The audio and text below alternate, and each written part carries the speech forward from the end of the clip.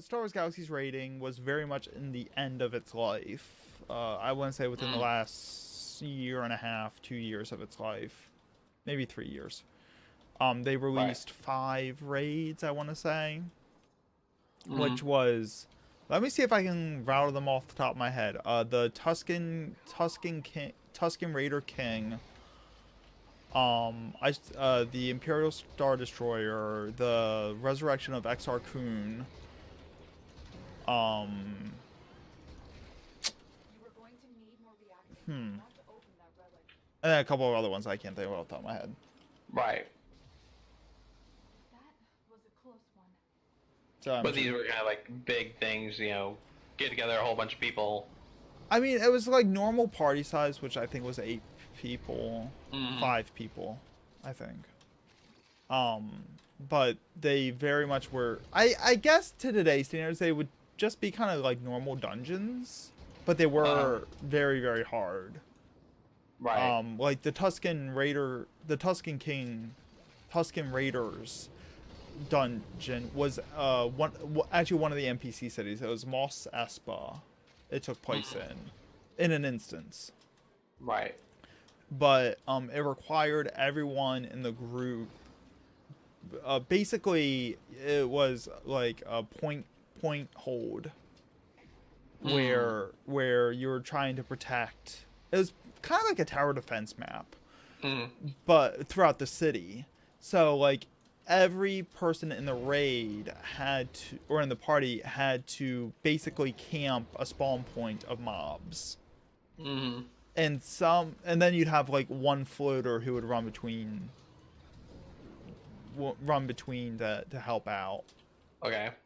And it was hard because it was one of the few times where it was a group thing, but you had to be competent enough to be able to solo on your own Mm. and be able to handle things on your own. So you were very much trusting your other party members to have their The shit whole drama. together. Yeah. And like I played as a dark spec Jedi most of the time. I mean, I played a Mm. little bit of like everything because you could change classes in that game Right. for a credit cost. Right. So like I did Dark Side Jedi, which was uh, DPS spec for Mm. Jedi. I did it as a spy. I did it as a medic. I did it as a whatever. So like every class could handle it except for maybe officer and maybe smuggler would have difficulties because those were like the support classes. Right. Um, but they could like every class could basically do it if you were good enough, if you had your top end Right. gear. Well, and people kind of expecting to going in there expecting to know what the mechanics were and what was required. So Right. in And theory, yeah. so like but I think it would be more reminiscent of like a normal dungeon in any other game.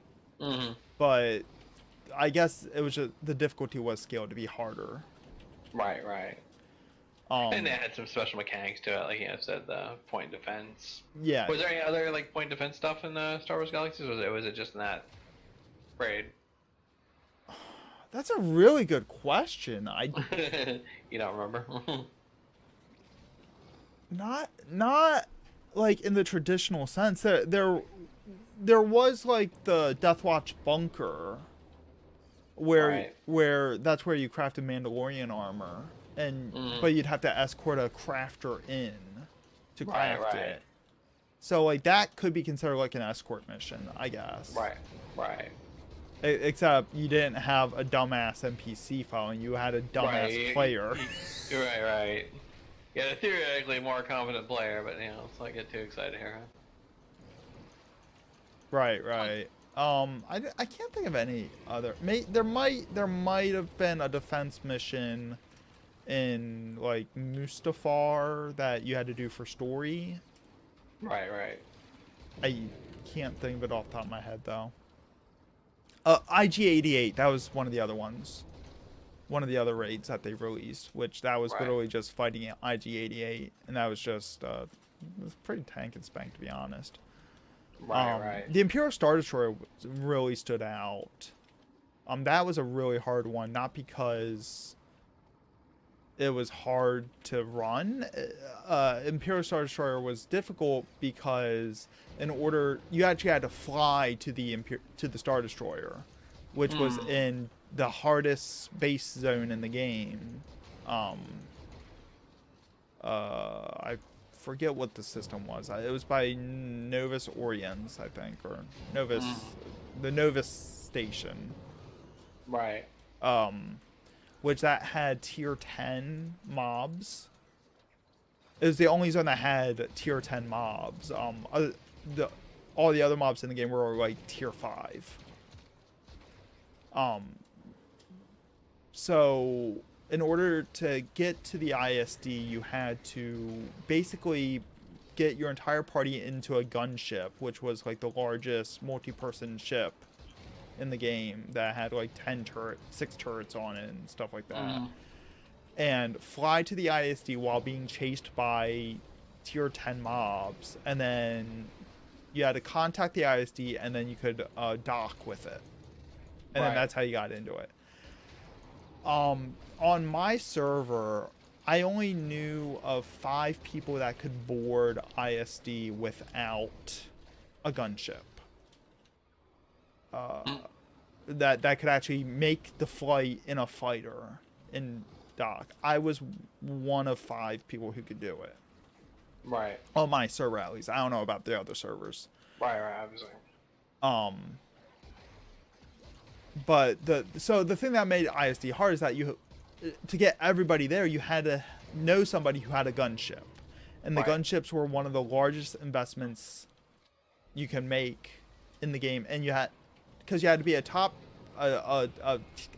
level pilot, and then you had to have enough, and then you had to do the achievement to get the blueprint for the gunship, and then you had to have the credits to build the gunship, and then have it outfitted and everything. It was very, very expensive, very time consuming.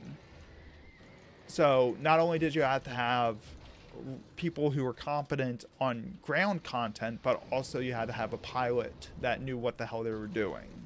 Right. It was very stressful to get to. And even sometimes then, the gunship wouldn't be good enough, and you just die several times just trying to get to the raid. Right. So that was a huge threshold to get there. Right.